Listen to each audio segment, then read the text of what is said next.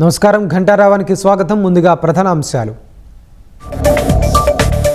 Ration నెలంతా అందుబాటులో ఉండేలా చేస్తామన్న మంత్రి నాదెండ్ల. దుకాణాల్లో రాగులు, కందిపప్పు, గోధుమ పిండి ఇస్తామని వెల్లడి. బీహార్ ఓటర్లకు కొత్త గుర్తింపు కార్డుల జారీకి ఈసీ యోచన. ఎస్ఐఆర్ ప్రక్రియ పూర్తయిన తర్వాత తుది నిర్ణయం.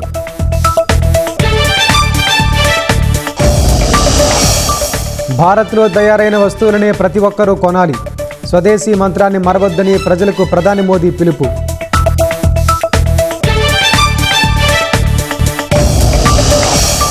రాష్ట్రంలో సందడిగా వినాయక నిమజ్జనాలు. ఊరేగింపులో పాల్గొంటున్న యువత, చిన్నారులు.